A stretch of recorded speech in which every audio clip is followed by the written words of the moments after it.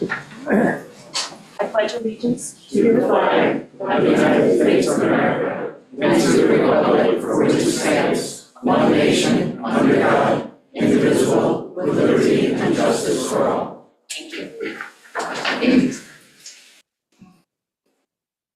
Before I get to the main event for this evening, the swearing in of Officer Jalil Carter, I just want to make a note that anyone who's here for the Gardeners Bay Country Club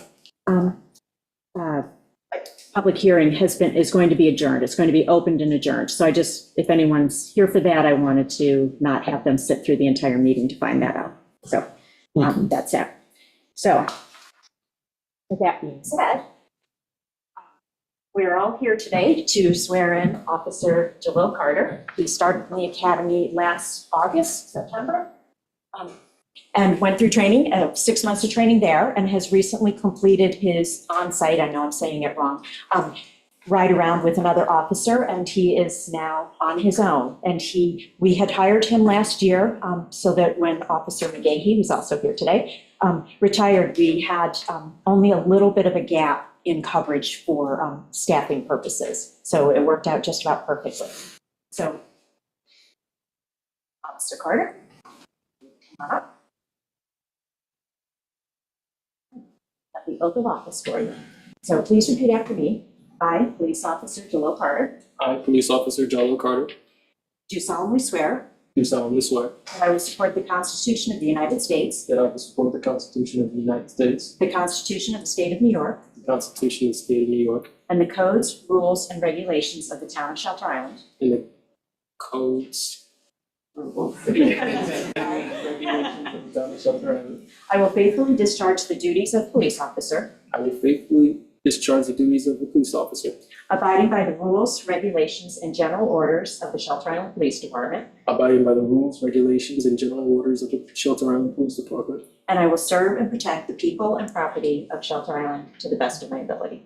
and I will serve and protect the people and property of Shelter Island to the best of my ability. Congratulations.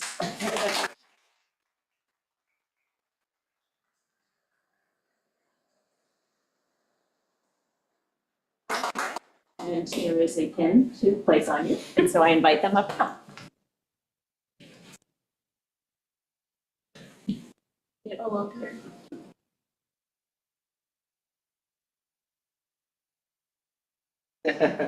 Picture? No picture?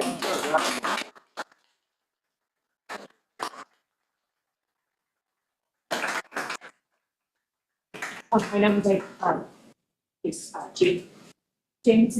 You read to it. Just say a few I words. just want to say just a few brief words, and I really want to start by thanking Jalil's family, Commissioner Scott, and everybody here today. I've been a big part of his life. He's been a part of our community for many years now, but really, we don't have the Jalil Carter that's before us today without you guys and everybody in their roles in his family. So really,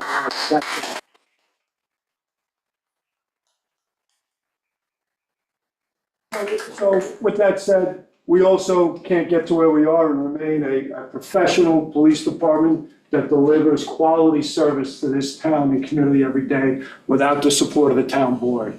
I truly and I really appreciate the town board and all they do for the police department. It's very important that we transition from police officer to police officer without having gaps in service and gaps in our ability to perform the way we perform and what we do for this community every day. And here so I thank you all for that. And also I can't help but recognize our staff, right? So with us today, we have prior TCOs and representatives from the DA's office, our police department, police officers, Bay constables, Southold Towns here, a whole ton of retired members, other people that support us in the community, the Justice Court. I'm just looking around the room to make sure I don't leave out anybody that's here.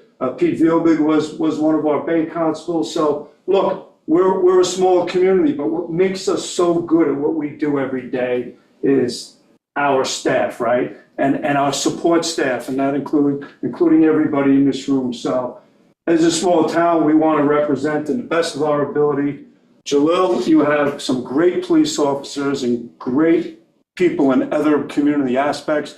We ask you to reach out to them anytime you need something, and don't be afraid to ask them for any help. But our goal in the police department is to deliver quality service, to take the extra step for people, and to be there for people. And you can do that as a police officer in this town. So congratulations. Thank you.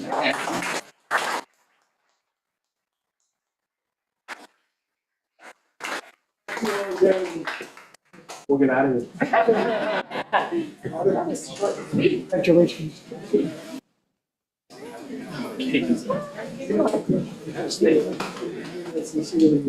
Thank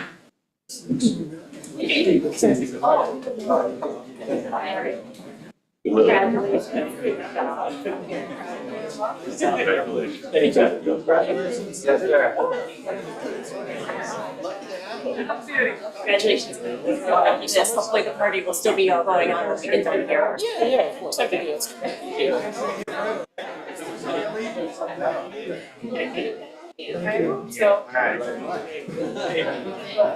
Hopefully we'll see you guys over the beach.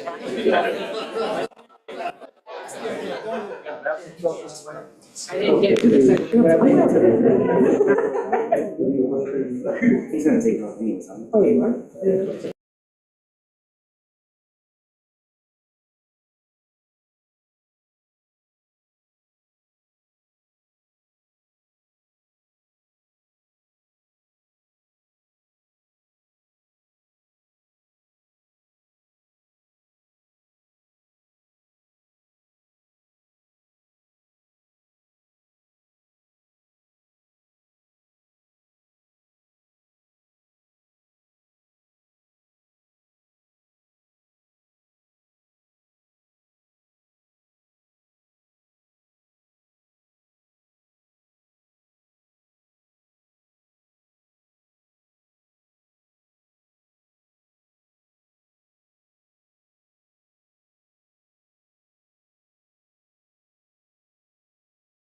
Raise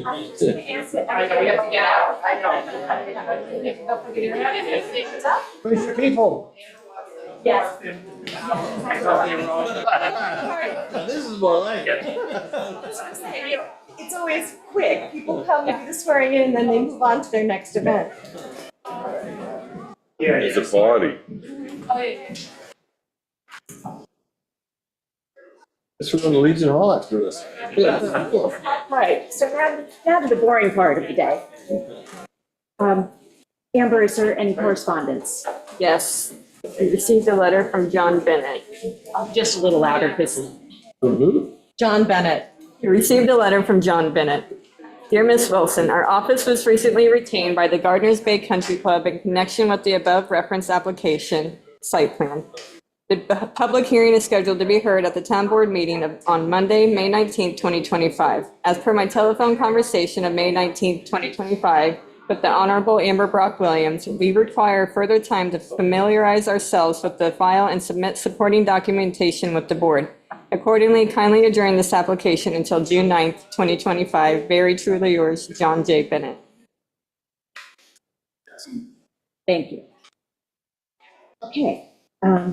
Are there any public comments on the resolutions that are being heard today, other than one subject to public hearing?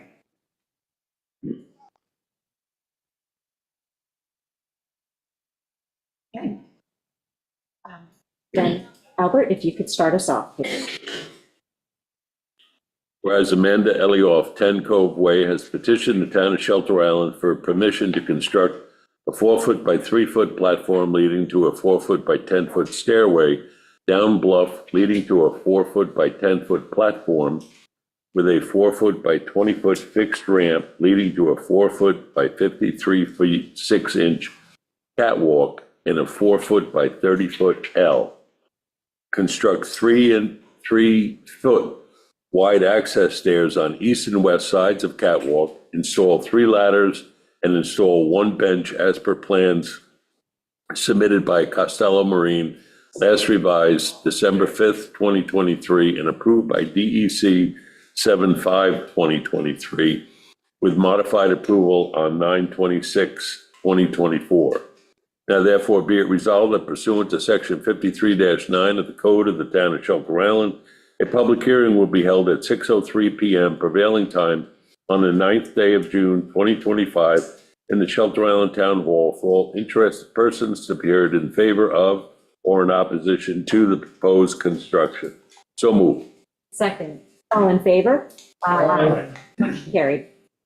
Whereas Ingrid and Robert Fagan of One Tar Kettle have petitioned the town of Shelter Island for permission to construct a staircase leading up to a 4-foot by 30-foot fixed catwalk, leading to a 40 by 50-foot ramp down to a 4 by 36-foot kayak launch, and installed 2 ladders per plan submitted by Costello Marine, last revised July 1st, 2024, stamped New York State DEC approved on April 18th, 2024. Now therefore be it resolved that pursuant to section 53-9 of the Code of the Town of Shelter Island, a public hearing will be held at 6:04 PM prevailing time on the 9th day of June, 2025, in the Shelter Island Town Hall for interested persons to be heard in favor of or in opposition to the proposed construction. So moved. Second.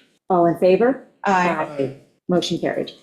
Whereas Chad Pike, 6 Bluff Avenue, has petitioned the town of Shelter Island for permission to construct a 5-foot by 110-foot main pier leading to a 5-foot by 27-foot L section at Seaward End, install a 70-foot splashboard system, install 1 2-pile dolphin, install 3 ladders and 1 bench, now per plan submitted by Costello Marine, last revised January 9th, 2024, and approved by the DEC January 18th, 2024. Now therefore be it resolved that pursuant to section 53-9 of the Code of the Town of Shelter Island, a public hearing will be held at 6:05 PM prevailing time on the 9th day of June, 2025, in the Shelter Island Town Hall for all interested persons to be heard in favor of or in opposition to the proposed construction. So moved. Second. All in favor? Aye. Motion carried. Whereas Landfall Properties LLC, care of Joe Quinn, 47L South Ferry Road, has petitioned the town to construct a 4-foot by 30-foot ramp leading to a 4-foot by 80-foot fixed catwalk, install 2 ladders and 4 tie-off pilings as per plan submitted by Costello Marine, last revised February 2, 2024, and stamped with New York DEC approval on February 27, 2024. Now therefore be it resolved that pursuant to section 53-9 of the Code of the Town of Shelter Island, a public hearing will be held at 6:06 PM prevailing time on the 9th day of June, 2025, in the Shelter Island Town Hall for all interested parties to be heard in favor of or in opposition to the proposed construction. So moved. Second. All in favor? Aye. Motion carried. And just note that those are the old code, so they don't require the 30 Yes. days. Oh, thank you. Yes. That's under the old code. Right. So you'll see that it's section 53-9. Yeah. And now the one that Gordon's about to read, which is under the new code. Not this one. The next one's after this. Yeah, next.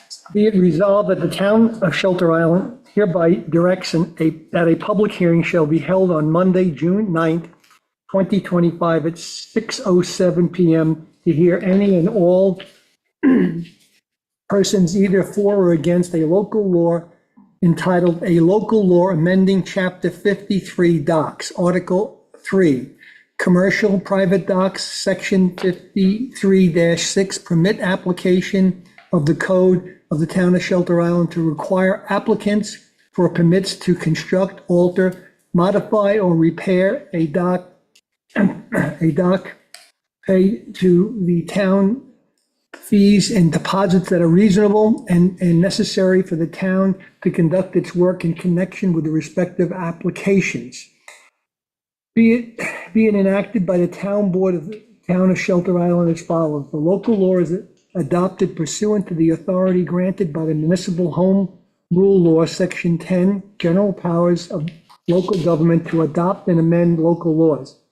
If any section, provision, or part of the local law shall be adjudicated invalid or unconstitutional by a court of competent jurisdiction, then such adjudication shall not affect the validity of the local law as a whole or any section, provision, or part thereof, not so to adjudicate, invalidate, or or unconstitutional. This local law shall take effect immediately upon filing by the Secretary of State. Do you want me to read all this? Now, if you want to I just. don't think so. I think what's probably more important is to go down to section G. Okay, this law is available for viewing. Section G, fees, expenses, and deposits. Permit fees for construction, alteration, modification, or repair of a dock shall be established by resolution of the town board.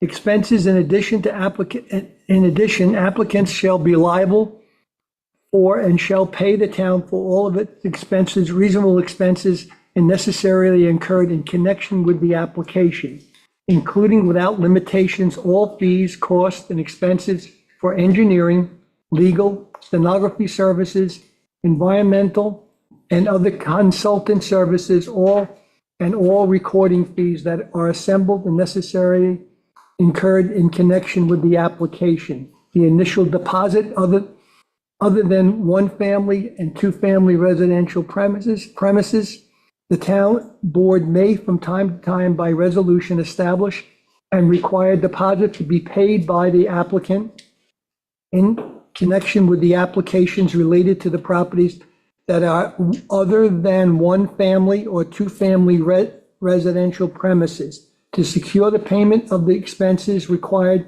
to be paid pursuant to this section. The expenses for which the applicant is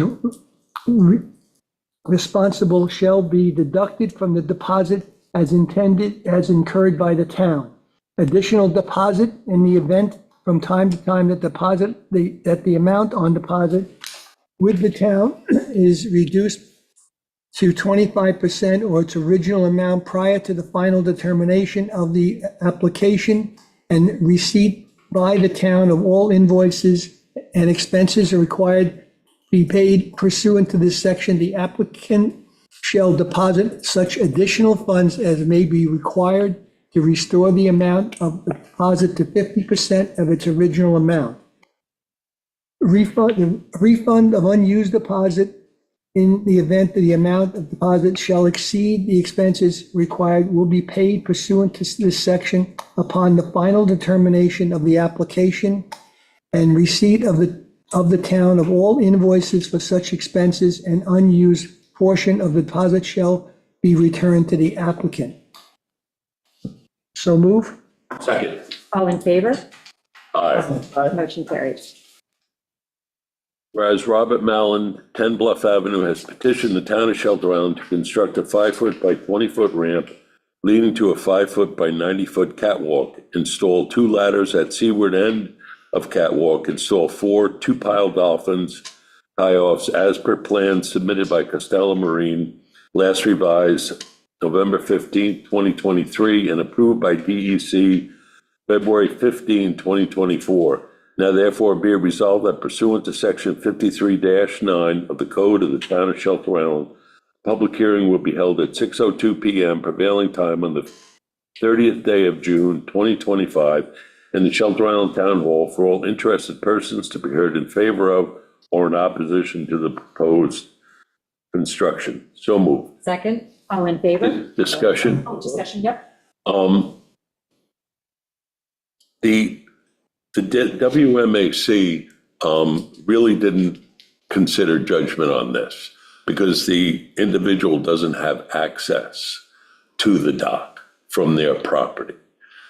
They felt that they're reliant on a neighbor goodwill to allow access through their property, and they're concerned if the property was ever sold, they really didn't move forward on this, and the representative from Costello was going to discuss it with the owner, so I think That's why there'll be a new application coming forward. That's why this one is being set for June 30th. Okay, So, we're hoping for, okay, yeah, so it gives WMAC next month's meeting. okay, all right, as long as something, all And then right, if good, need be, we can pull it and set a new okay. public hearing. So all in favor? Aye. Motion carried.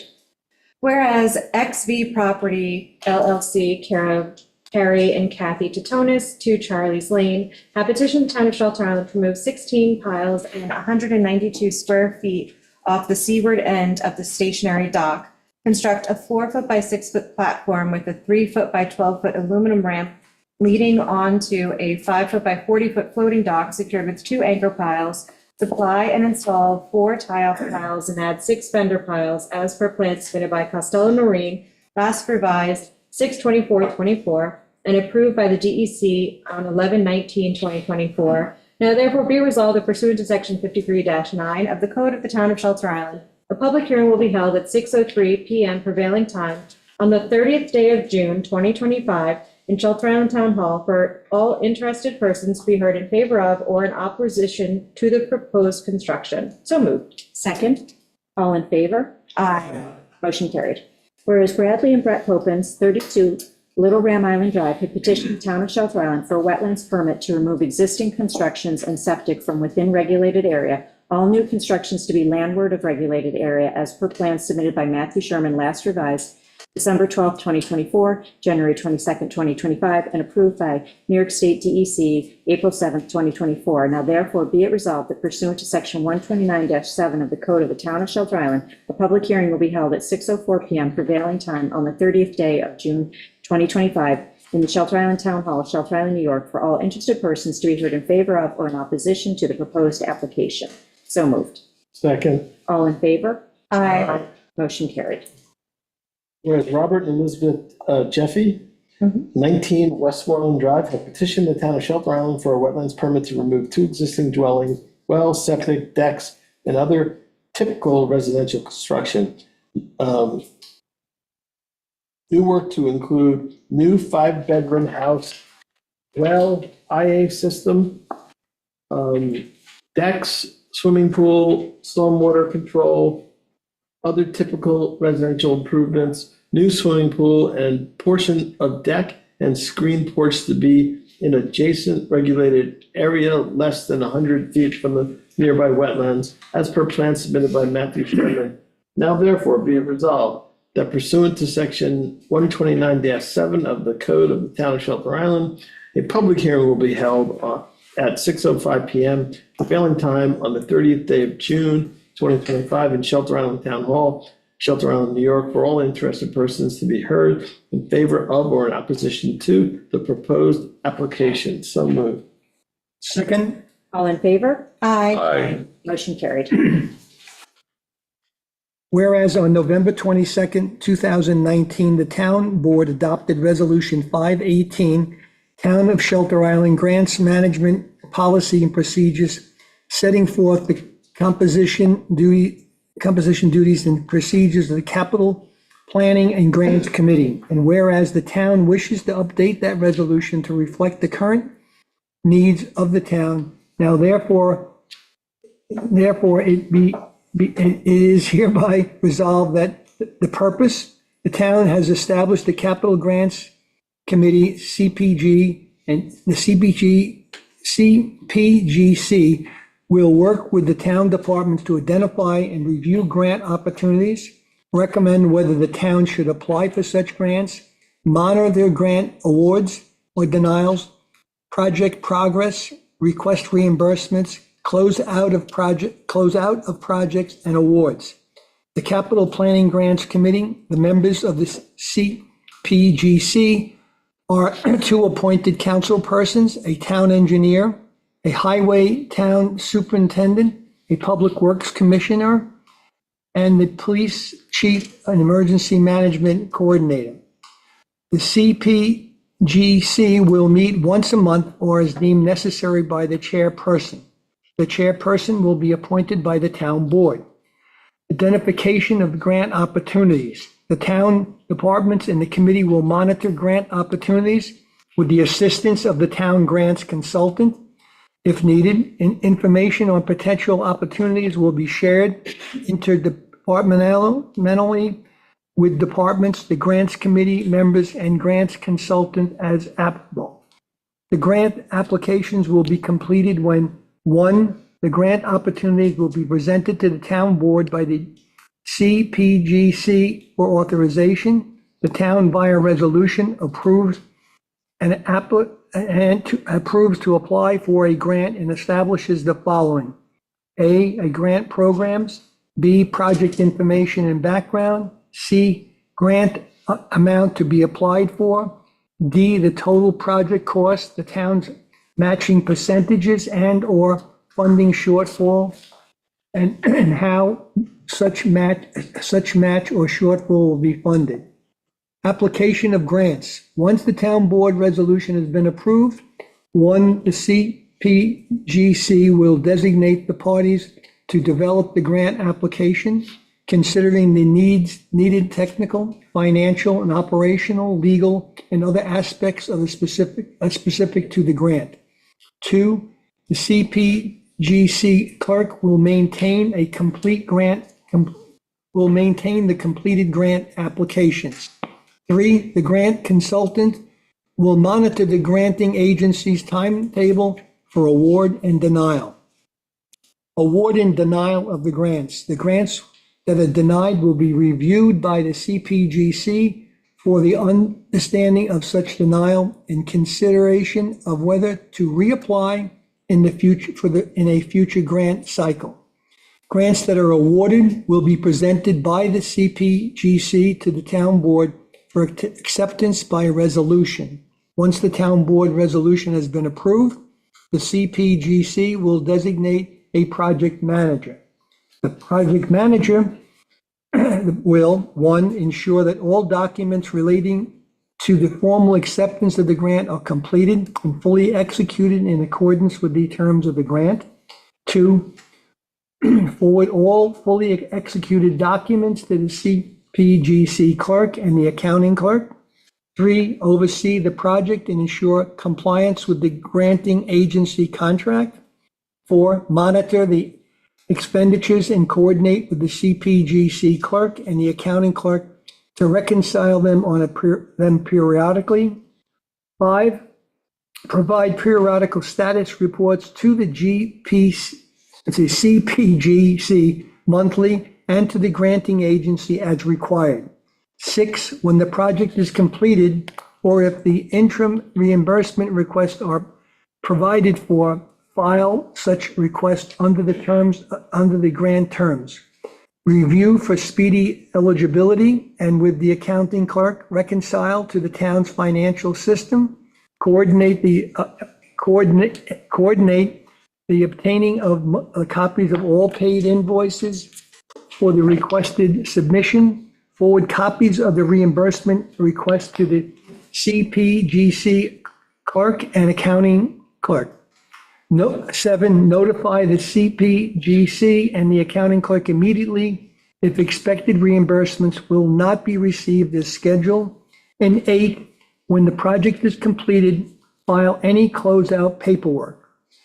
The accounting clerk will, one, establish a general ledger code specific for the grant, revenue and expenditures. The general ledger code structure will indicate if it's either federal, state, local grant, so that the funding source is easily identified. Two, request a town board resolution for the necessary budget modifications to establish the grant revenue and the project expenditures. Three, periodically reconcile the grant schedule to the general ledger. Four, when requests for reimbursement are made with the project manager, reconcile the expenditures to be included to the town's financial system. Five, coordinate the providing of copies of all paid invoices for the requested submission. Six, monitor daily wire transfers from granting agencies to track outstanding grant receivables. Communicate receipts with the project manager and the CPGC clerk. Maintain a grant schedule for all awarded grants. The grant schedule shall at minimum include the following: A, grant name. B, grant award amount. C, funding source. D, award date. E, percentages funded by the town and the grant agency. F, total expenditures to date. G, non-eligible expenditures. H, reimbursement requests receivables, and I, collections. So move. Second. All in favor? Aye. Motion carried. Whereas Jessica Montgomery has met the civil service requirements for permanent office assistant, now therefore be it resolved that Jessica Montgomery is hereby appointed to serve as permanent office assistant effective March 31, 2025. So moved. Second. All in favor? Aye. Motion carried. Be it resolved that Hayden Rylott is hereby appointed to serve as traffic control officer for the year of 2025 to be paid at a rate of $21 per hour retroactive to May 15th, 2025. So moved. Second. All in favor? Aye. Motion carried. Be it resolved that Amber Brock Williams is hereby appointed to serve as a member and chairperson to the Capital Planning and Grants Committee. So moved. Second? All in favor? Aye. Motion You carried. can't vote. You have to abstain, don't you? No. She can agree to take the job. No, this is indentured servitude. Be it resolved that Gordon Gooding is hereby appointed to serve as a member of the Capital Planning and Grants Committee. So moved. Second. All in favor? Aye. Doesn't seem right, but that's okay. Happens. I want to be president of the count. Be it resolved that Adam Bundy is hereby appointed to serve as a member to the Green Options Committee for a term to expire on May 10th, 2028. So moved. Second. All in favor? Aye. Motion carried. Be it resolved that Robert Pappas is hereby appointed to serve as a member of the Green Options Committee for a term to expire on May 10, 2028.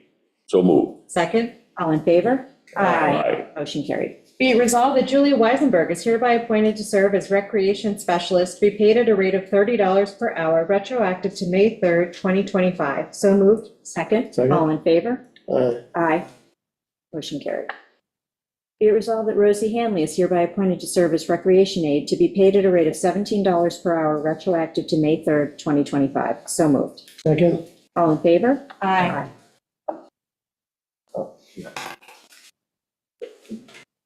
Be it resolved that Regina Kolmogorova Weisenberg Say it with is hereby appointed to serve as recreation aide to be paid at a rate of $17 per hour effective May 3rd, 2025. So moved. Second. All in favor? Aye. I just realized I didn't put in for the year of 2025. So all three of those are for the year of 2025. Oh, okay. You're listening to what we're saying here at least, okay? Whereas Rafael Perez has applied for a rebate from the town of Shelter Island under Chapter 88 of the Shelter Island Town Code to install low nitrogen sanitary system for the property located at 3 Lake Drive in Shelter Island, New York. And whereas the Water Quality Improvement Advisory Board has reviewed the project and recommended a conditional rebate up to $16,000 be awarded. Now therefore be it resolved that the town board hereby adopts the findings of the WQIAB, and approves the applicant for a conditional rebate of up to $16,000 in eligible cost upon completion of the project and subject to the applicant's compliance with and completion of all terms and conditions of the conditional rebate agreement. And be it further resolved that a copy of this resolution shall be given to the Water Quality Improvement Advisory Board and the Building Department. So moved. Second. All in favor? Aye. I Motion carried. abstain. Oh, yes, thank you. You're welcome. Whereas pursuant to Chapter 33 of the Shelter Island Town Code, Shelter Island Run Incorporated, Elite Feats Incorporated, has requested permission as per application to hold the annual Shelter Island 10K run and the 5K run walk on Shelter Island on Saturday, June 21st, 2025, from 10 a.m. to 9 p.m. at the Shelter Island American Legion Post, Shelter Island School and Fisk Field.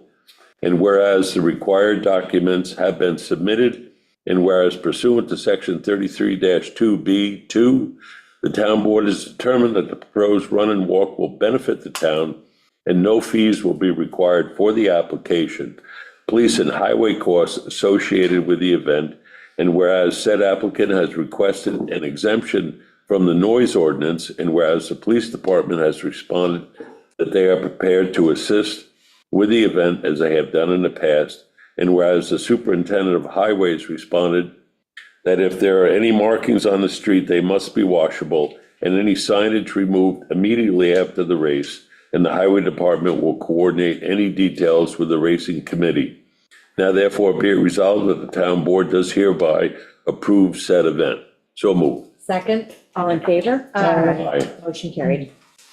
Memorandum of Understanding, the agreement dated January 2025, by and between the Cornell Cooperative Extension of Suffolk County, hereafter CCE, a non-for-profit association organized pursuant to the laws of the state of New York, located at 423 Griffin Avenue, Riverhead, New York, in the town of Shelter Island, hereafter the town, located at 38 North Ferry Road, Shelter Island, New York. Whereas the town has appropriated funds in the Community Preservation Fund Water Quality Improvement Program annual budget for the town shellfish seed enhancement program. Whereas CCE Marine Program has been working with shellfish aquaculture and resource enhancement for more than 35 years and has the staff experience and facilities to undertake long-term annual shellfish propagation and reseeding efforts. Now therefore be it resolved that it is mutually agreed by the town and Cornell Cooperative Extension as follows. In consideration of the annual payment by the town, a sum of $12,000, CCE agrees to operate a shellfish hatchery and nursery at its Cedar Beach Southold Marine Environmental Learning Center in order to produce shellfish for restocking town waters for the 2024 to 2028 seasons. Payment from the town to CCE will be received by February 28th annually for planning and budgeting purposes. The total annual commercial value of the shellfish seed deployed in Shelter Island town waters will be up to approximately $25,000. All shellfish will be delivered by November 30th annually, and CCE will produce and present annual reports of shellfish seeding activities to the Water Quality Improvement Advisory Board by December 31st. This agreement shall commence as of January 1st, 2024, and terminate December 31st, 2028. And be it further resolved that the supervisor is hereby authorized and directed to sign and execute said agreement. So moved. Second. All in favor? Aye. Motion carried. Be it resolved that the following 2025 budget modifications are hereby approved.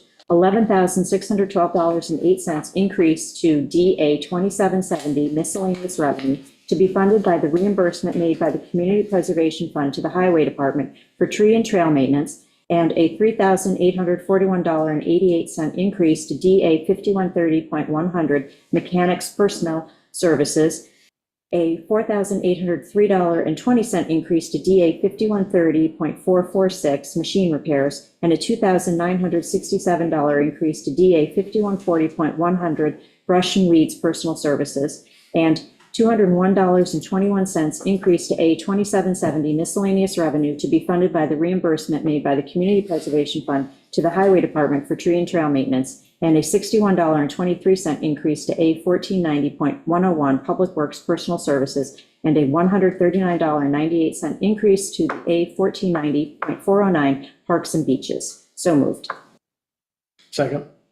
All in favor? Aye. Motion carried. Be it resolved that the following 2025 budget transfers are hereby approved. $34,000 from A1490.409 DPW Parks and Beaches to A1490.415 DPW Goat Hill Maintenance to cover overage and building renovations.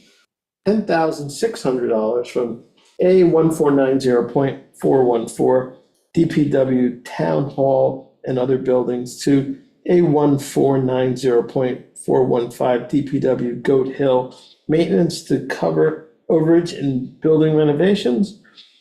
$25,714.17 from A1420.100 Town Attorney Attorney to A1010.497 Town Board Professional Services to cover interim town attorney, for March and April, and $640 from A1420.100 town attorney, attorney to A1010.480 town board, ethics board, professional services to cover interim town attorney for April. So moved. Second. All in favor? Aye. Motion carried. Be it resolved that the supervisor is hereby authorized and directed to expend the sum of $728 from the A3120.4991 PD contract amount to the Motorola Solutions for Vigilant Service Package with a contract term of July 1, 2025 through October 31, 2025. So moved. Second. All in favor? Aye. Motion carried. Be it resolved that 2025 general claims numbered 762 through 944 in the amount of $238,518.04. 2025 highway claims numbered 71 through 86 in the amount of $13,758.95. And Community Preservation Fund claim number 13 in the amount of $7,570 are hereby approved for payment as audited, and the super and/or any town board members hereby authorized and directed to sign the approval for the payment of same. So moved. Second. All in favor? Discussion. Yep. There's one item here that's a part of this whole list. It's on page 5 on the the abstract thing. I didn't get a chance to look at any of this stuff, okay? I had this, okay, but I couldn't get to any of them. I am just, I would like to withhold payment on Keen and Bean. Okay, there are 2 checks there, and my reasoning, okay, is that I have requested, this is Zuckerman, and I have requested him to be at our meetings multiple times, and I think making this payment and not having him come to our meetings, okay, or to our meetings after multiple requests, okay, I would like to hold the payment. Okay. Part of that is my fault because I said you, the town board, you all were looking for an update. And when he responded that there wasn't anything to update, I didn't require him to come to a meeting. So I apologize for that. And I have making an attempt to schedule him for either 3 or 3:30 after our work session on Thursday. Yes. I think it's inappropriate to withhold his payment. It's part of a contract that we signed, so we're contractually obligated to pay that. So I don't think it's appropriate to withhold it. I agree. I think a few days is not gonna make any difference. It may get his attention. Depending on how this vote goes, Amber, how do we modify this? I don't have that, the claims report in front of me. Do you have numbers on that? Yes, I do. It's claim number 826 and 827.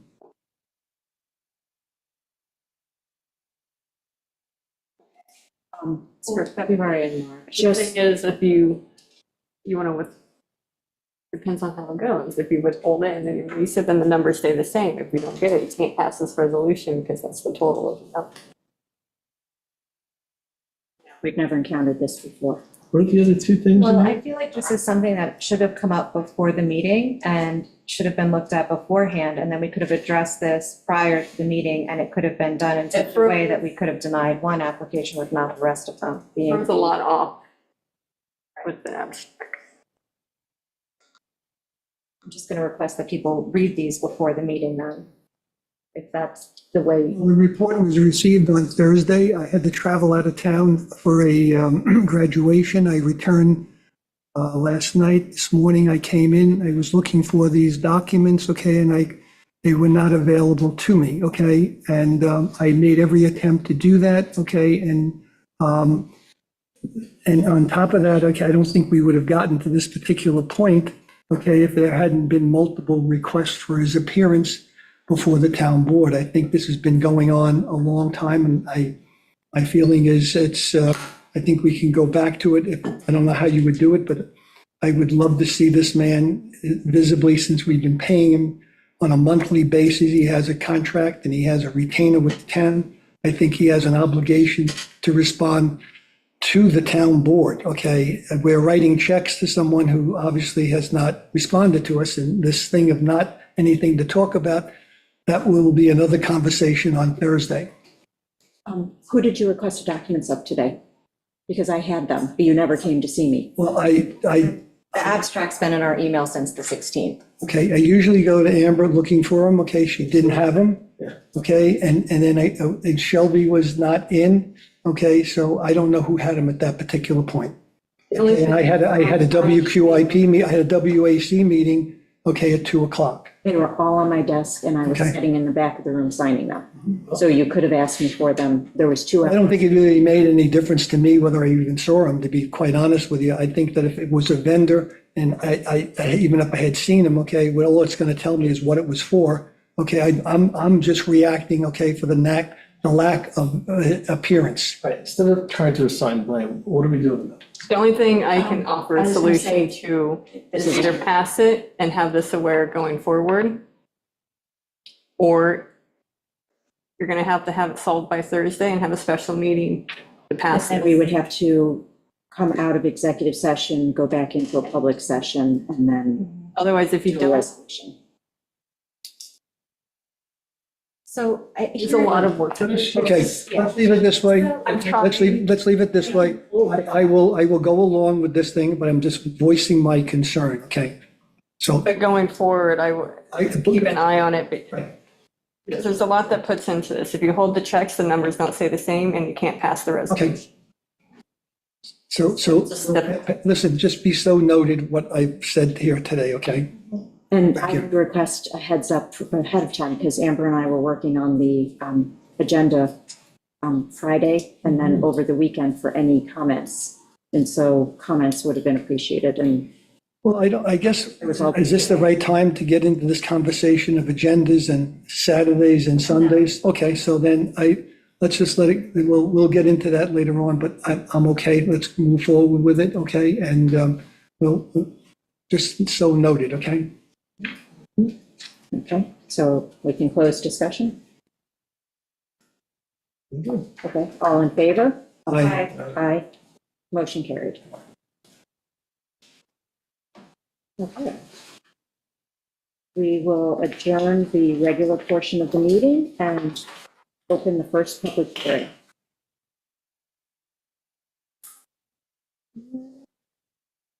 Six oh two PM prevailing time on the wetlands application of Scott Goodson, 14 Margaret's Drive, to legalize existing work within regulated area and install a new IA OWTS as per the denial site plan last revised February 20th, 2025. The Conservation Advisory, we have reports from Conservation Advisory Council, Planning Board, and Environmental Consultant. Anyone want to start? I'm going to pull up Conservation Advisory Council. Conservation Advisory Council.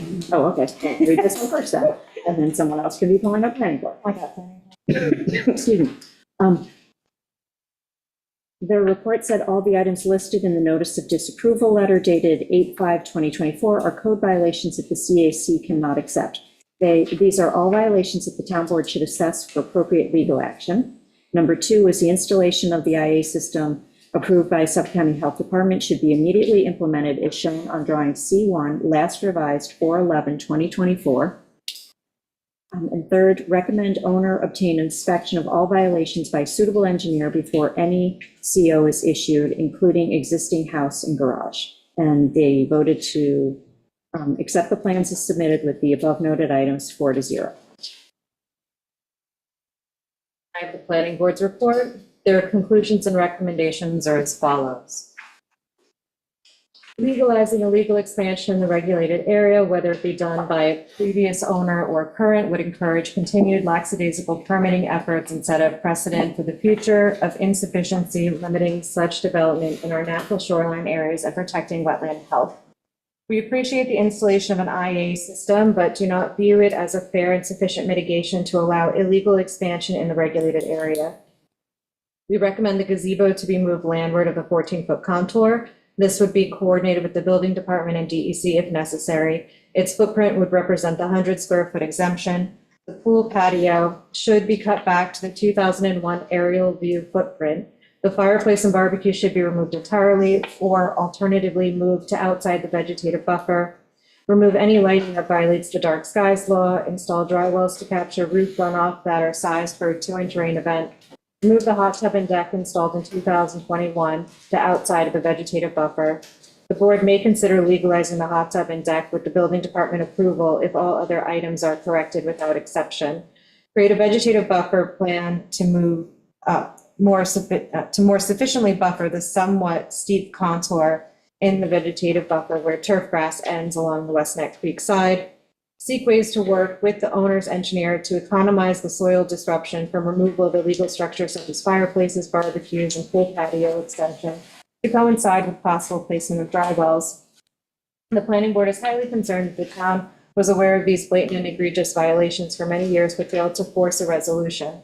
We believe the applicant should now be required to remedy the violation within a strict time frame. We do not believe that the removal of the various violations is sufficient penalty given both the degree of violations and the willfulness to add to existing violations over time. Therefore, we suggest that significant monetary penalties be pursued. We believe these necessary steps will create a positive landmark for any future occurrences in vegetative buffer where the town and homeowner can more openly communicate to obtain proper certification of occupancy and protect the wetlands while still retaining use and enjoyment of their property. Respectfully submitted, the planning board's members.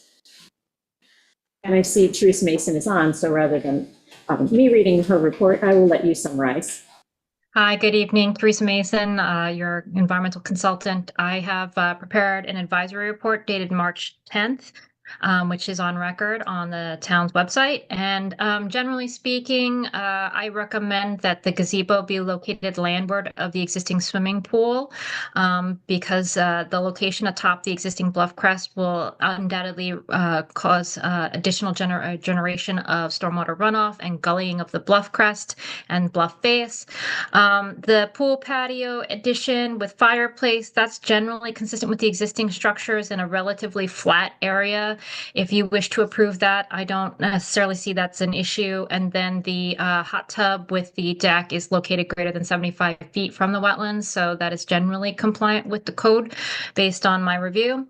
I am recommending that any approvals that you grant be conditioned again on removal of that gazebo to the landward side of the swimming pool and establishment of a buffer of natural vegetation and minimum of 5 feet landward of the bluff crest, relocation of the existing fence on the bluff face to that landward edge of the recommended buffer, and installation of dry wells to capture any discharge for the hot tub for when they clean it out and winterize it in the winter.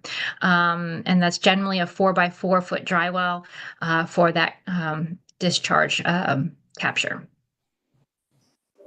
Thank you, Teresa. And we have a representative here for the applicant.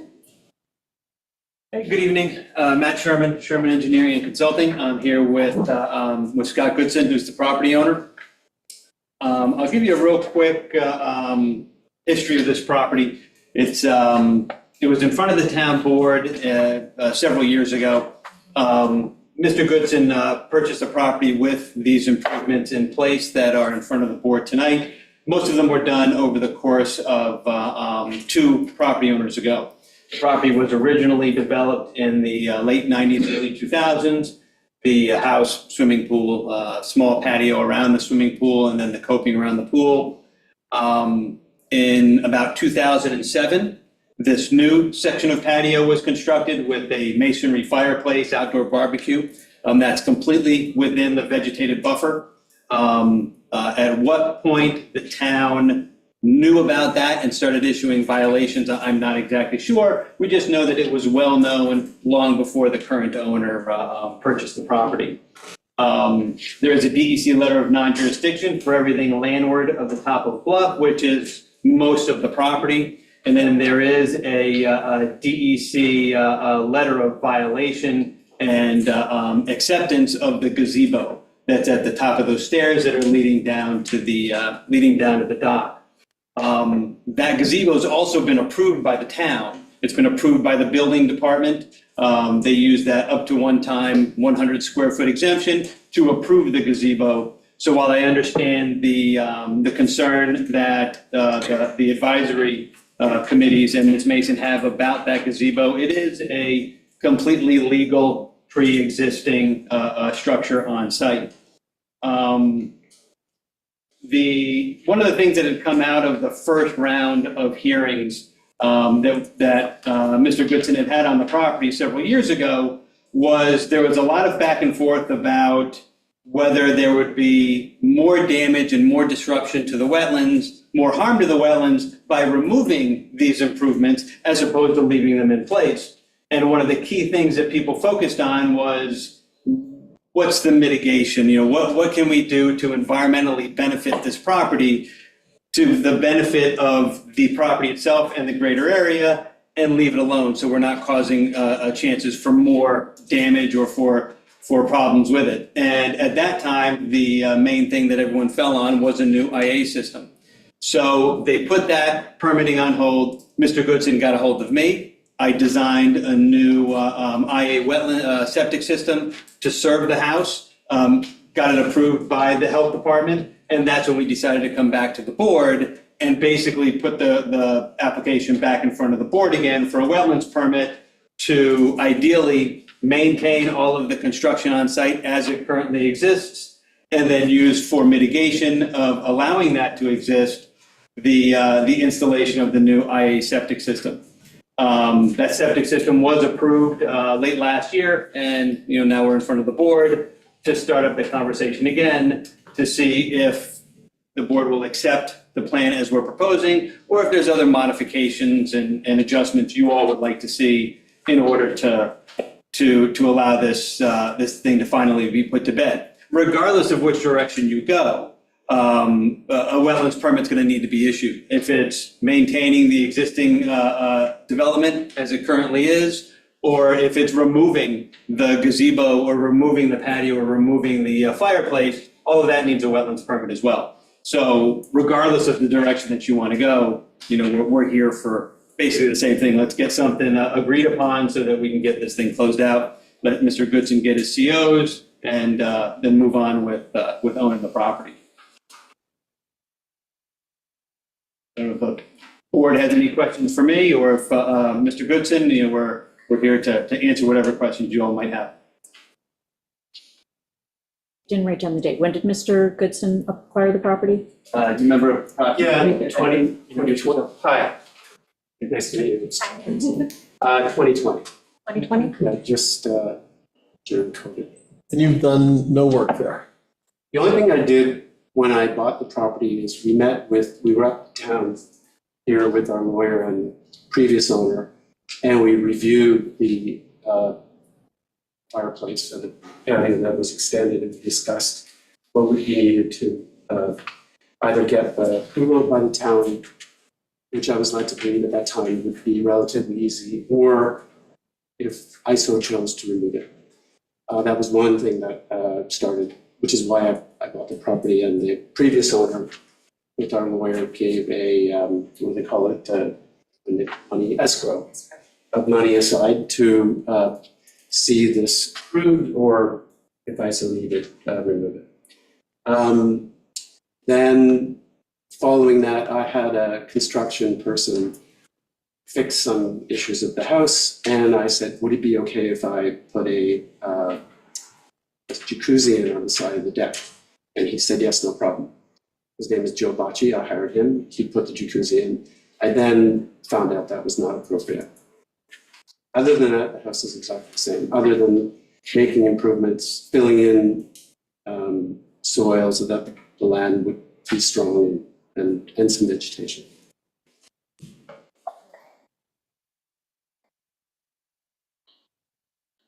Is that escrow account still active with the previous owner? It's well exceeded the amount that he gave me. It was $5,000, and I've spent about $60,000 so far with the lawyers. And this is, I think, the 6th time we've been processed, and we've had many different individuals involved, and so it's well exceeded that. Just to add to that a little bit, assuming the board allows them to keep these improvements in place and moves forward with the installation of the IA septic, that's going to add probably another $40,000 to the cost of the fix. So he's going to be, this is not a painless fix by any means. You're in the area of anywhere to $90,000 to $100,000 when it's all said and done. He'll have a much better property because, of course, there will be an IA system there, which I think is a notable benefit. I know the planning board kind of blew that off as mitigation. I think that's a significant mitigation, and I think we all agree that because that's the way everyone's been pushing it to go. So, to that end, this is not something that's coming lightly by any stretch of the imagination. I'll just add one other thing, which is, I think, in terms of precedent for other owners of properties, I've come forward to be diligent, to be a good citizen and try to resolve these issues and not try to avoid them.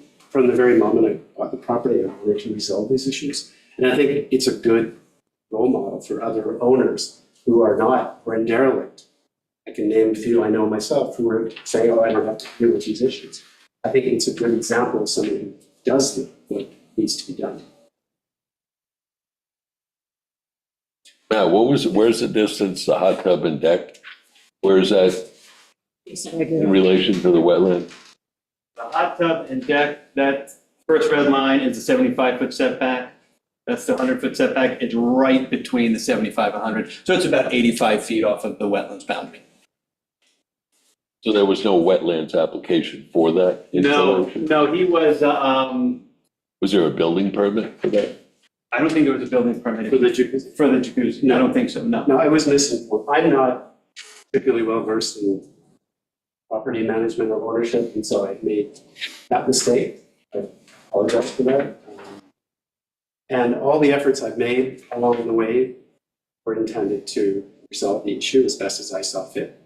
And I think, Amber, I applied multiple times to resolve it and have lawyers involved. The reason the lawyer was involved for the first 2 years was because they were there at the time that I acquired the property. They were party to the discussions around what it would take to get this approved. The former owner had spoken with the town, and it was supposedly teed up just to be putted in the hole, and it wasn't. In the end, there was a lot of change, and that never happened. Before I go to Teresa, is there any other board questions? Teresa, you have a question? It's not so much a question. I just would like to point out in the denial letter, the issue with the gazebo. It did get a building permit for the 100-foot square foot exemption. However, it looks like a building permit was issued in error and based on incorrect survey work. So it does need to be legalized and is not eligible for the exemption because it is within jurisdiction of the town, of DEC. And while I applaud the applicant for doing an IA, there is no direct correlation between the proposed IA septic system and the work that needs to be legalized. What we need to address here is the runoff generated by those structures and how that runoff impacts the wetlands. It's always recommended that you don't have hardened structures on a bluff face because that can cause that runoff can cause gullying and erosion of that bluff face. Oftentimes when people build walkways, we often recommend light penetrable decking so the water can go through at a normal rate instead of generating an increased volume and increased velocity that causes erosion. So what we need to address here more than anything is the stormwater runoff generated by these structures. Generally speaking, brick and sand patios, they do have some permeability, so you can, that has a reduced stormwater generation coefficient. But having that gazebo right on the bluff face and bluff crest is actually an impediment to Mr. I'm sorry, I'm drawing a blank. Goodson's property, because it will cause erosion of that bluff face and that bluff crest, and that's a dangerous situation for him. I am recommending still that you move that gazebo back, and the other structures can be addressed through the establishment of a buffer, the removal of the existing fence, and the dry wells. And again, I applaud the applicant for trying to do an IA septic system, but that doesn't directly address the impacts associated with the unauthorized structures. Thank you, Teresa. And the gazebo was built by the previous owner? There are two owners, I think, ago. That's good. It's been there for many years. It is slightly under 100 square feet, so it's a relatively small structure. If that's something that the board feels is, to Teresa's comments, is something that's going to create a problem with the bluff or the erosion on either side, we could take the roof off of it and just have it be a deck and let water go through and not have stormwater spilling off the edges of it. Like I said, we're here to find a solution. Yeah. So. Teresa, would that be helpful to you? A deck still does generate stormwater.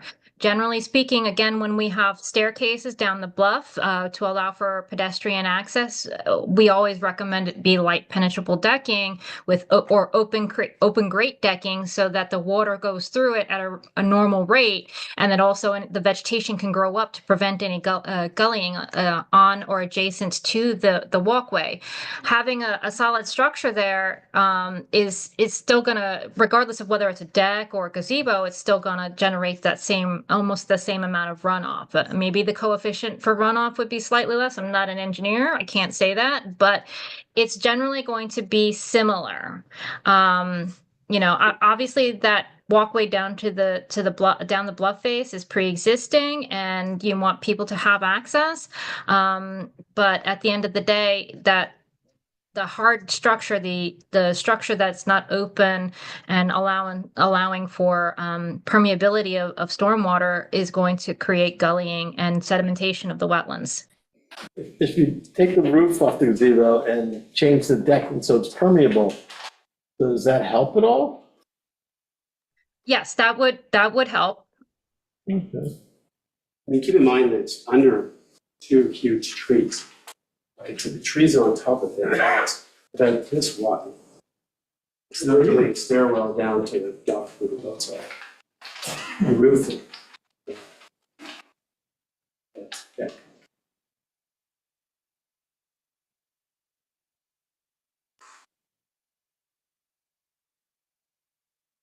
I have a question for you, Matt. Yes. A lot of the recommendations we're hearing are that we need to do dry well mitigations.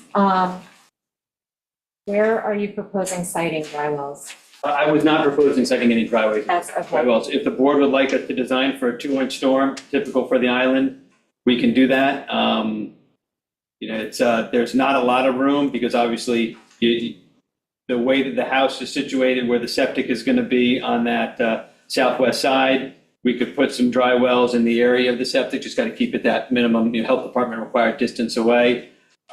Up on that northeast side, I could put a couple of dry wells in over there as well.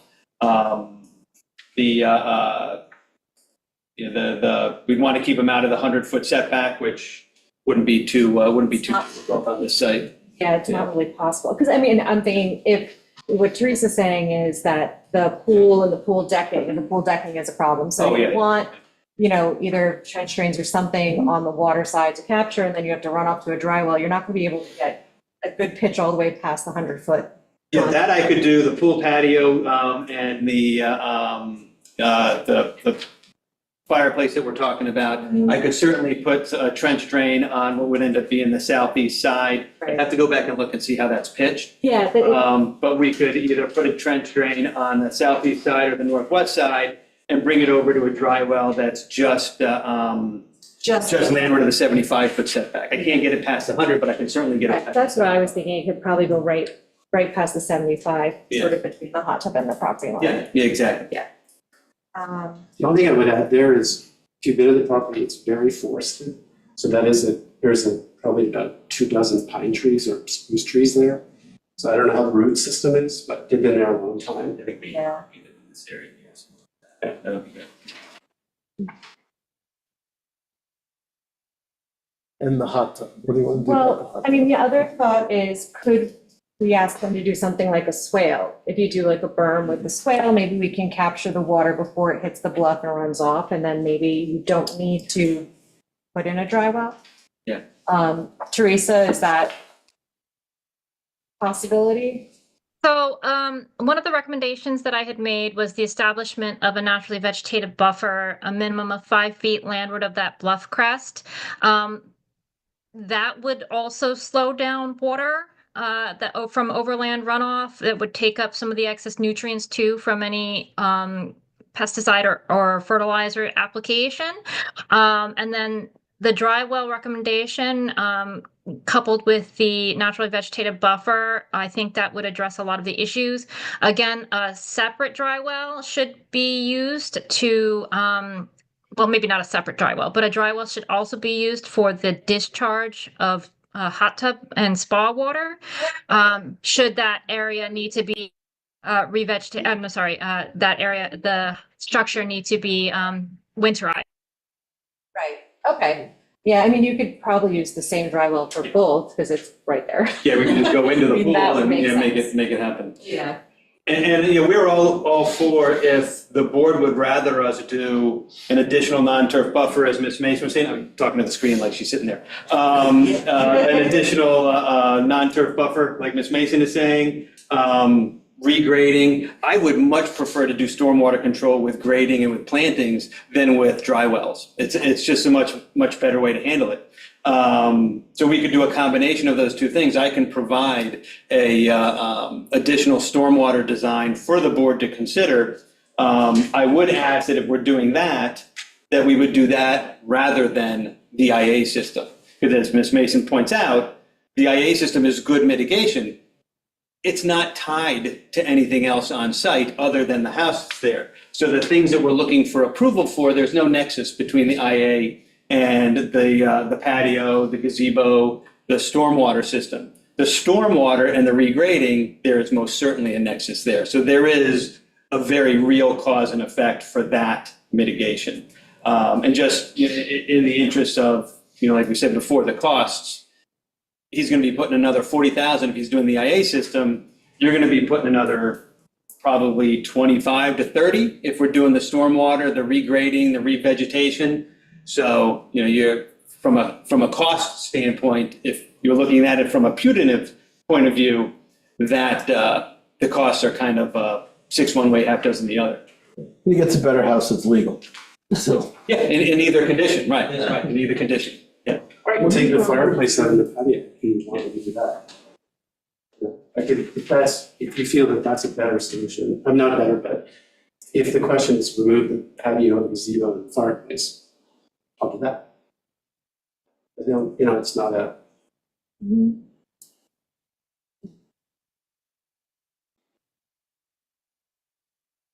because as it is. Where is the planning board makes mention here of the pool pool patio should be cut back to the 2001 aerial view footprint. Where is that? That's not in any of this. We'd have to pull up an aerial photo from like Suffolk County GIS. Okay, I didn't know what they were referring to. Yeah, Suffolk County, their GIS is fantastic, and you can go back Right. and for the past 20, 25 years, every year or 2 or 3, you can get aerial photos of the island, so you can really see what's happened. Right. That's how we know that this was put in somewhere around 2007, because in that 2007 aerial photo, the area is under construction, so you can tell. The 2005 aerial photo, the pool, the house, it's all there. So You mean a patio extension? yeah, it comes over from here. Yeah, so the new patio, the fireplace, all that stuff, that's from basically looking at those old aerial photos. Yeah. It doesn't appear that you're having significant issues with erosion. No. When we did the insurance on the house, they gave us the 500-year insurance.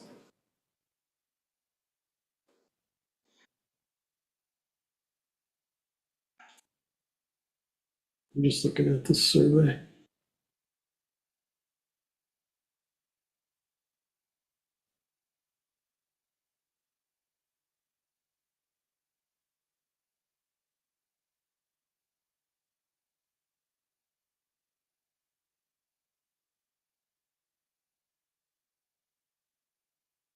So the gazebo is right at the top of the steps? Yep. Yeah.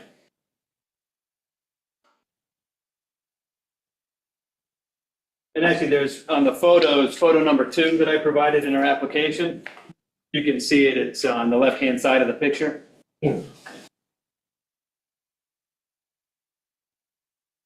Also elevated above the ground, so it goes up and then it comes down, so it doesn't touch the.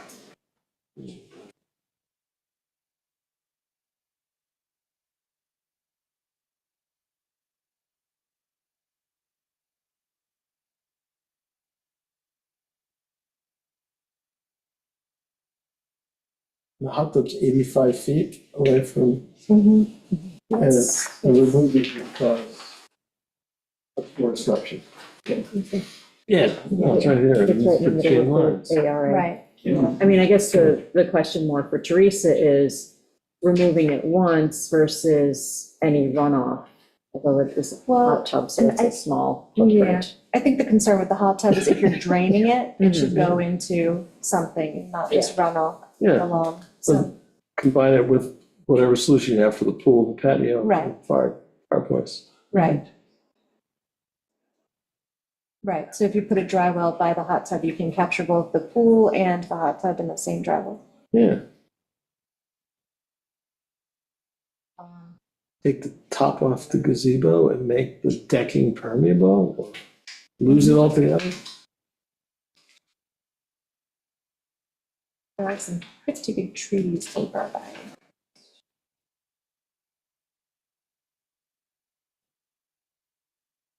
It's not a decking area.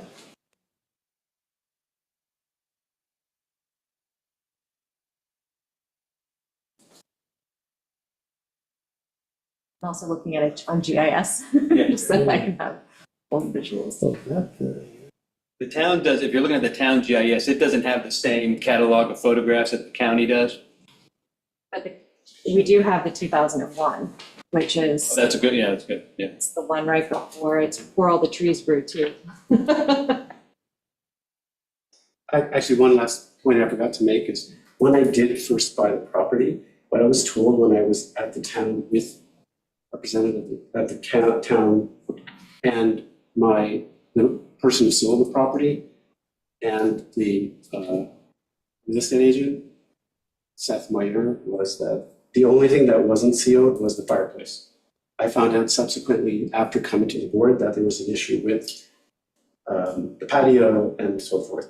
All I was told, the only issue was the fireplace, that hadn't been sealed.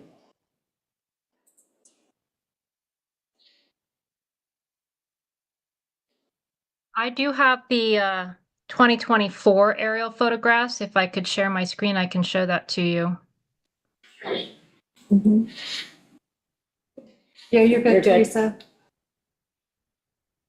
As you can see here, this was the 2024, I'm sorry, not 2024, 2004 aerial photograph. And then if we go here, we can click on 2007. You can see they were reconstructing the pool. And then by 2010, the pool patio got expanded. And I'll stop sharing now. But now you can see the progression for those 6 years: 2004, 2007, 2010.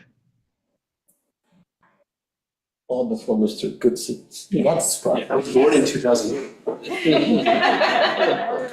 Had a rough few years. I did, I grew fast. This is a brutal process. I mean, I would just say, if I may, it sounds like we're trying to mitigate for the environment. Maybe the best solution is for me to do with not the drains and the system which would resolve what Teresa's eloquently articulated. The AI system is nice to have I have a functioning system now that works very well, and supposedly it's good for another 50 years. I haven't had any issues whatsoever. That might resolve the issues the town is most concerned about. And I think that would be, Well, the gazebo was, Teresa had a big problem with the gazebo. you could do something, the gazebo is honestly a piece of small wood, it's not a big deal. So It's the roof, it causes. We could modify that with very little effort, yeah. One thing I was going to say to people when they say, oh, I have a perfectly functioning IA system, it is still putting out, like, I don't know the right terminology, you can help me with this, like 80 or more Lots of nitrates. nitrate versus less than 12 to 10, yeah, When whatever I it's look at about. it, if we have an opportunity to get another IA system, maybe we Yes. should take it. Yes, although maybe the recommendation is, like, if it's a mandated IA system, like, there's state grants, county grants, and then also town grants. And if we mandate that it's an IA, that you put an IA system in, then you're not eligible for the town grant. But if we can recommend that you do it without mandating it, you could go for the funding, so that you could continue, still do that. But that's, I'm just tossing that out there, and the Right. board can decide whether or not we want to mandate. Amber, just for your information, a general conventional septic system puts out 40 to 60 milligrams of nitrogen per liter, whereas an IA system generally does 19 milligrams per liter. And then a sewage treatment plant is under 10, just for your information. Okay, I would thank just you. make- I know I had the numbers wrong. one comment about that is, we're only here literally June and August. In July, we were in Europe. In the rest of the year, we're in the city. So I guess that is relevant to if you use it on a full-time basis. We're not here. If you come to our house, we're not around. So just in terms of that. And what's your alarm code? Pool party. I have to start using it. Yeah, exactly, now that you've said that.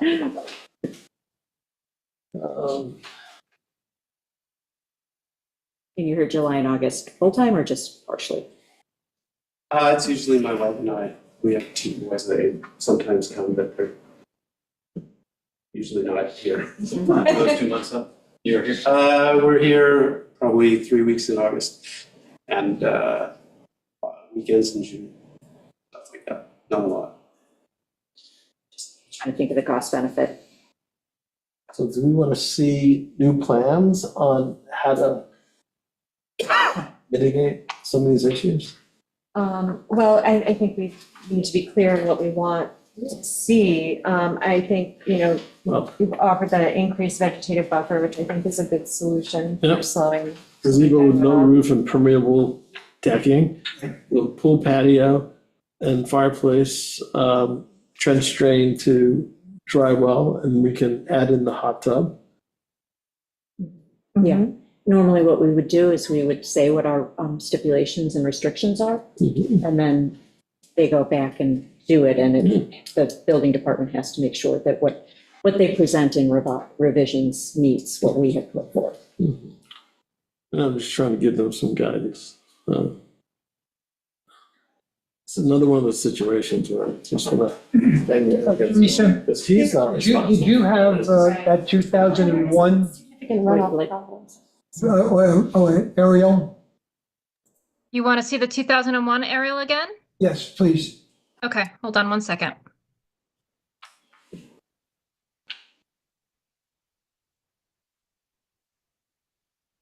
This would be 2001, and then 2004 is similar.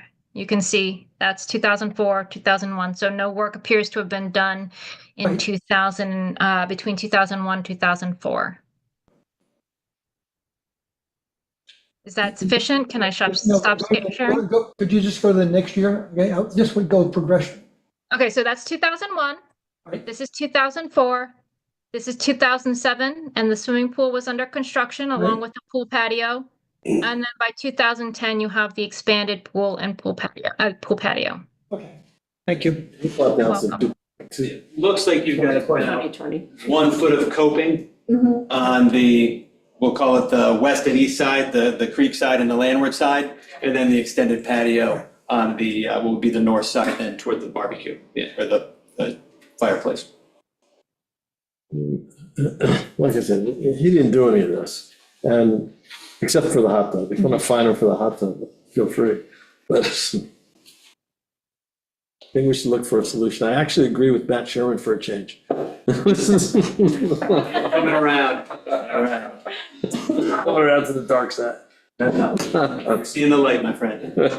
We have no public in the room, just a couple of people on Zoom, which I think are here for other public hearings. I mean, any last questions from the board? We'll pick this up if we close this, we can pick this up for discussion on Thursday.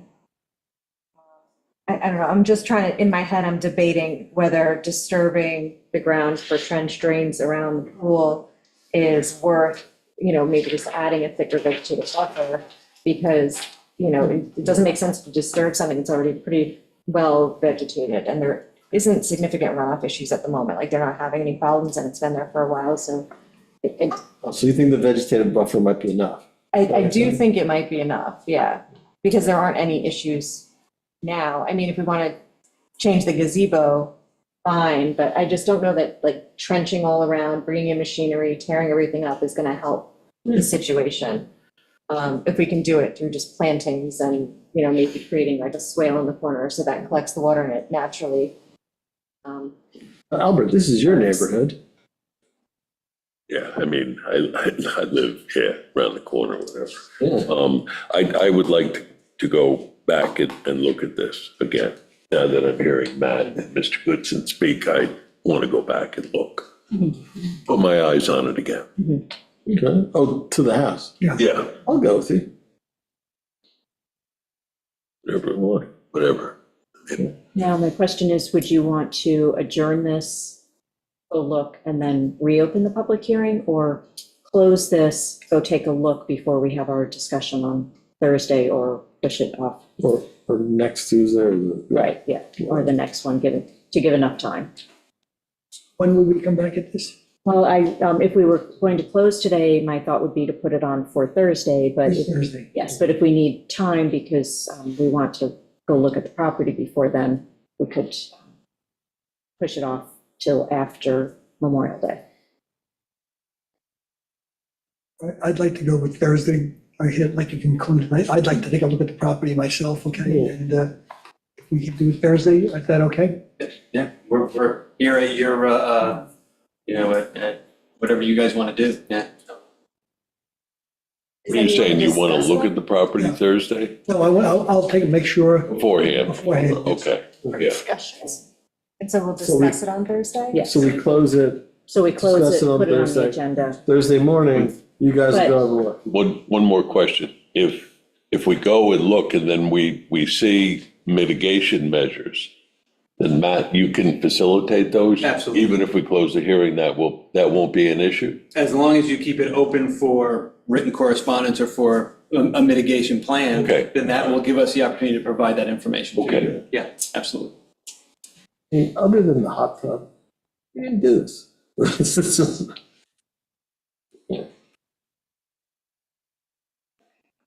That's the way to go. Well, so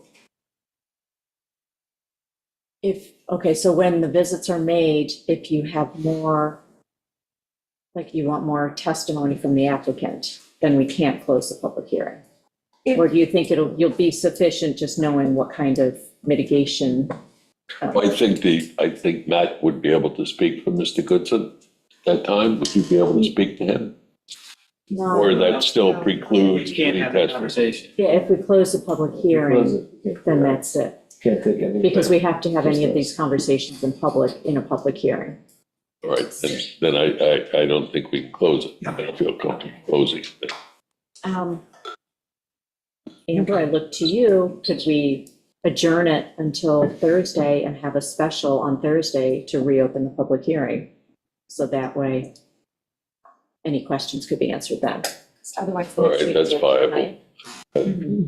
Yeah, that would work, and I can be available by Zoom on Thursday, and so I can answer questions, and Scott and I are on the same page as far as what we would like to see happen, what we think is best for the property, and so we can certainly continue the conversation at that point, absolutely.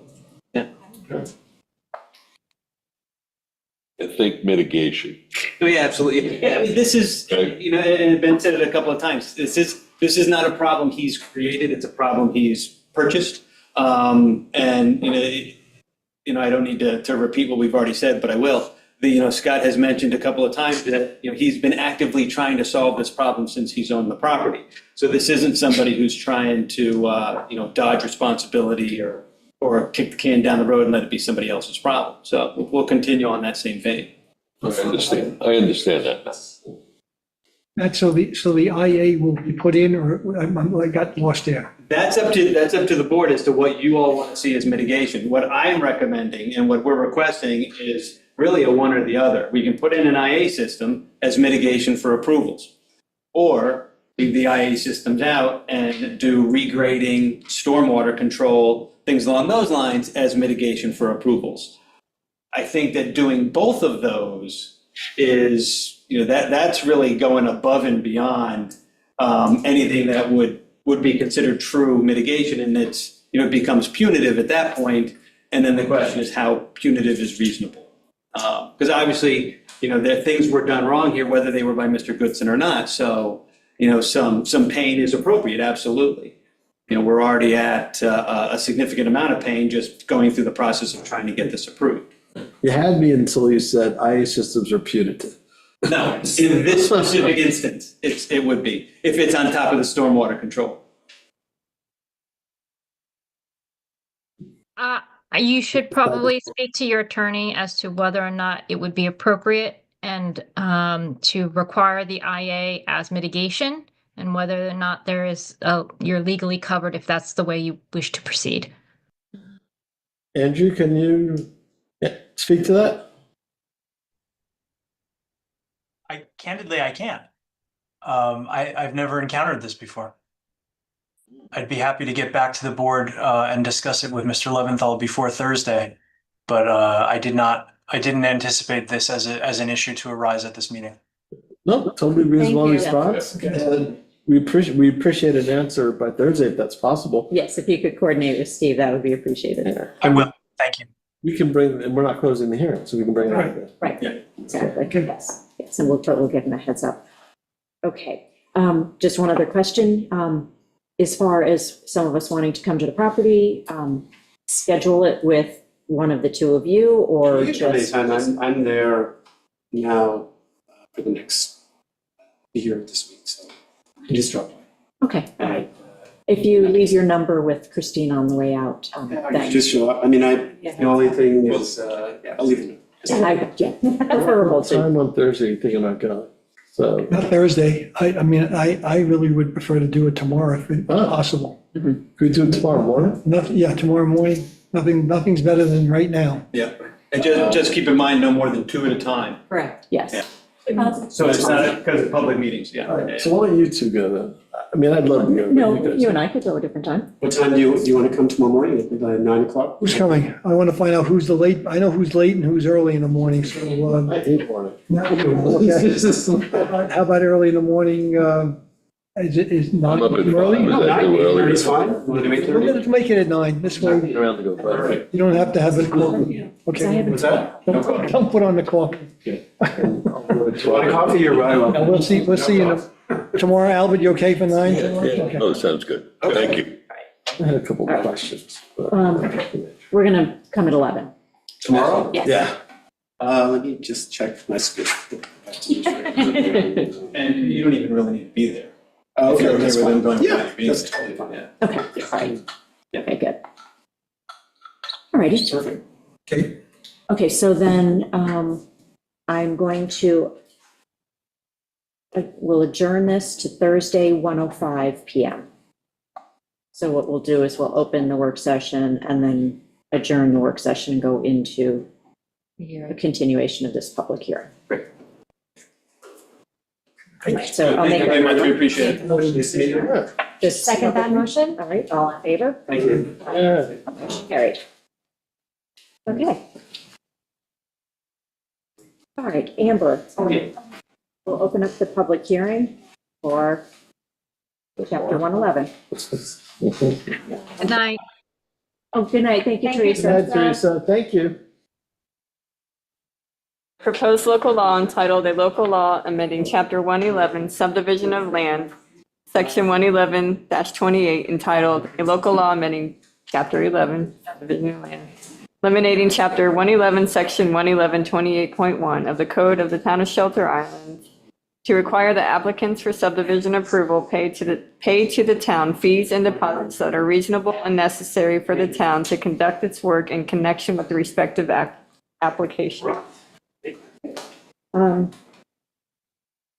We'll open this to the public. 4, right. And the only public left is on Zoom. And I don't think I see anyone who would have questions on this. So let's close this public hearing.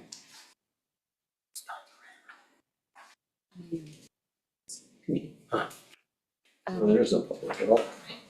For these. Okay, so I will make a motion to close this public hearing. A second? All in favor? Aye. Okay, next one, Amber.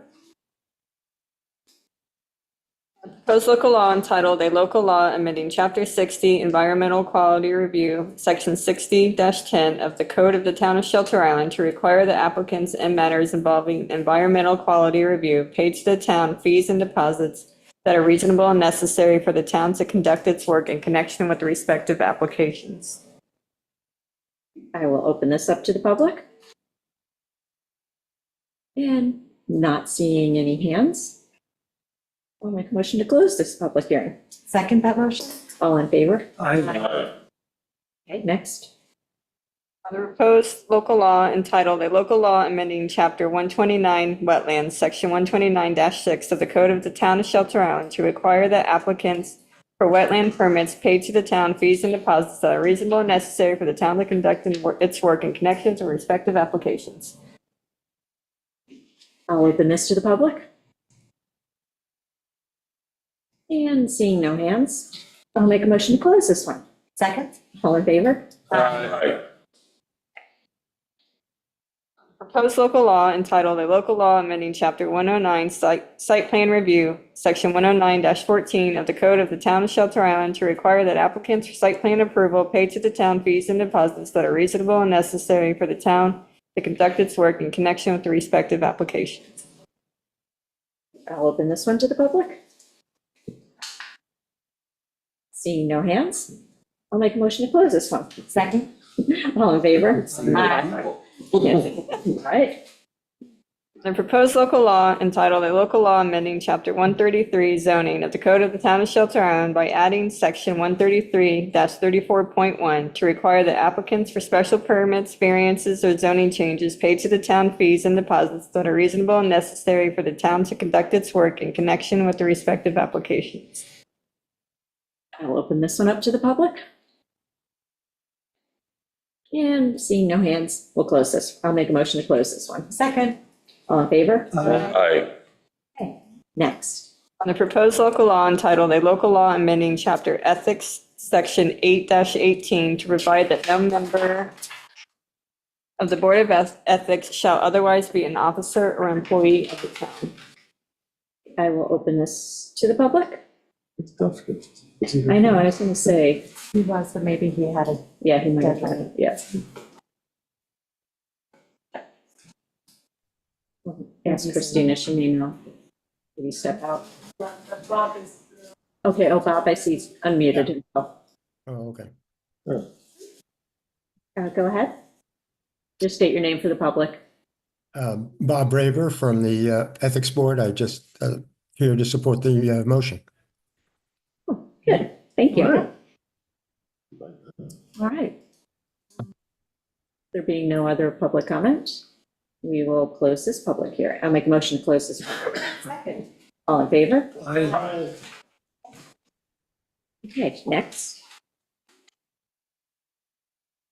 On the application of Kenneth Conrad, 24 Dinah Rock Road, for permission to install a mooring at a location designated as 41.07455 degrees north and longitude's negative 72.31661 degrees west, formerly occupied by the Ted Clark C. 2644. We have a WMAC report. Yes, the WMAC unanimously approved this application. We'll open this up to the public. We have even fewer public on now.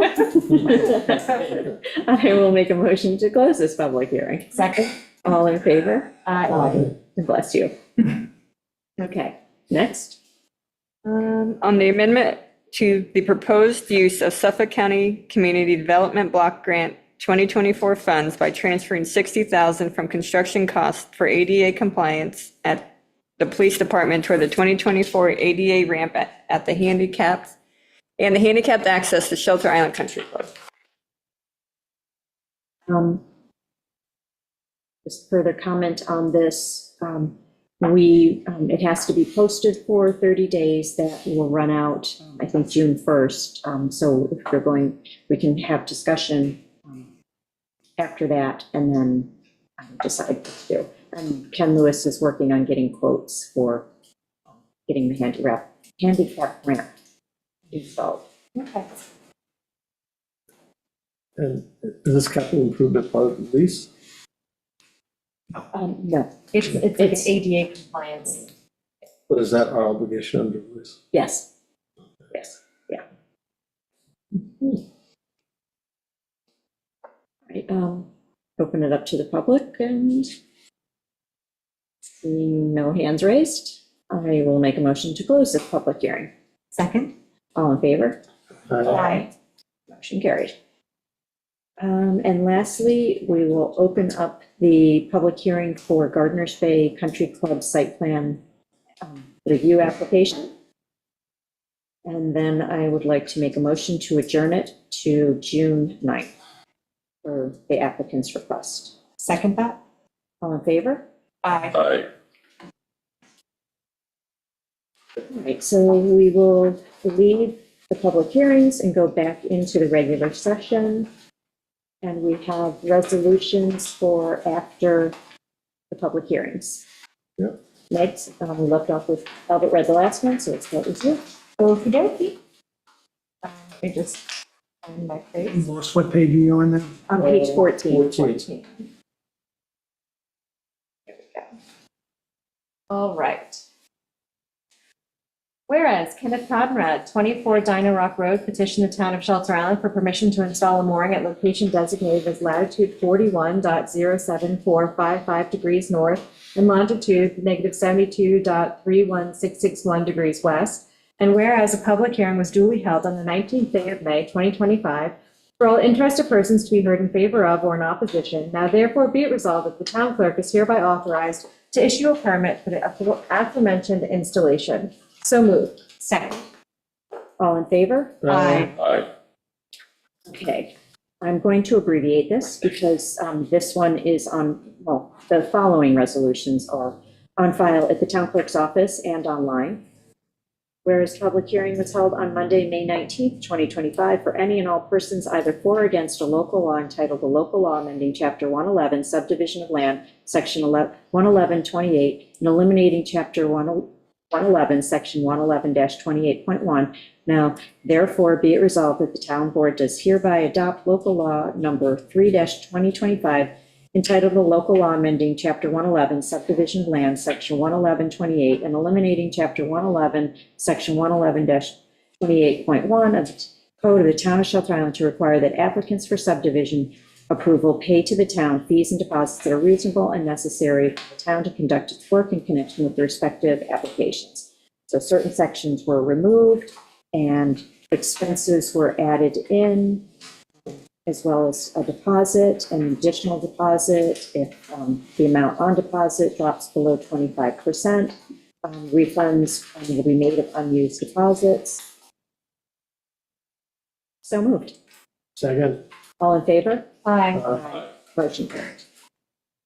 Whereas a public hearing was held on Monday, May 19th, 2025, for any and all persons either for or against a local law entitled, sorry, a local law amending Chapter 60, Environmental Quality Review, Section 60-10 of the Code of the Town of Shelter Island, to require that applicants in matters involving environmental quality review pay the town fees and deposits that are reasonable and necessary for the town to conduct its work in connection with the respective applications. Now therefore be it resolved that the town board does hereby adopt local law number 4-2025, entitled the local law amending chapter 60 environmental quality review, section 60-10 of the code of the town of Shelter Island to require the applicant in matters involving environmental quality review pay to the town fees and deposits that are reasonable and necessary for the town to conduct its work in connection with the respective applications. The same changes were made to this as were in the last, or roughly. Well, here I think they're really just adding sections rather than removing sections. But all this is on file in the town clerk's office if you have a burning desire to read that. So moved. Second, All in favor? Aye. Motion carried. okay, this is somewhat of a duplicate, okay. Whereas a public hearing was held on Monday, May 19th, 2025, for any and all persons for either for or against local law amending Chapter 129 Wetlands, Section 29-6 of the Code, Town of Shelter Island, to require the applicants for wetlands permits pay the town fees and deposits that are reasonable and necessary for the town to conduct its work in connection with the respective applications. Therefore, be it resolved that the town board does hereby adopt the local law 5/2025 entitled Local Law Amending Chapter 29 Wetlands, Section 29-6 of the Code of the Town of Shelter Island to require applicants for wetlands permits pay to town fees and deposit that are reasonable and necessary for the town to conduct its work in connection with the respective applicants. Okay, this is really a repeat. The expenses are they're liable for expenses, and this is very similar to the prior application. This local law is on file at the town clerk's office. So moved. Second. All in favor? Aye. Motion carried. Whereas a public hearing was held on Monday, May 19th, 2025, for any and all persons either for or against a local law entitled A Local Law Amending Chapter 109 Site Plan Review, Section 109-14 of the Code of the Town of Shelter Island, to require that applicants for site plan approval pay to the town fees and deposits that are reasonable and necessary for the town to conduct its work in connection with the respective applications.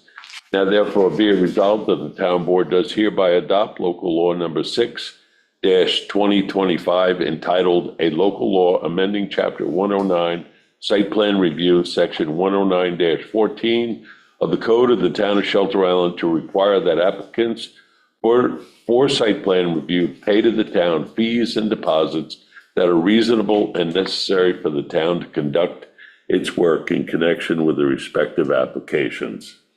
Once again, this is to restructure the fee and deposit for these applications, and a copy of this resolution is on file in the clerk's office. So moved. Second. All in favor? Aye. Motion carried. Whereas the public hearing was held on Monday, May 19th, 2025, for any and all persons either for or against a local law entitled Local Law Amending Chapter 133 Zoning of the Code of the Town of Shelter Island by adding Section 133-34(1) to require that the applicants for special permits, variances, or zoning changes pay to the town fees and deposits that are reasonable and necessary for the town to conduct this work in connection with the respective applications. This is very similar to all previous applications or resolutions of its type.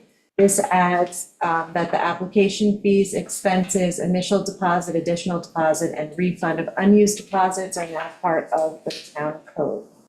It's all available at the clerk's office, should anyone care to read it. My numbering is off, it's law number 7. Local law number 7. So moved. Hold on, let me okay, so it says 8, but it should be amended to say 7. Okay, thank you. Missed that. Okay, second, all in favor? Aye. Motion carried.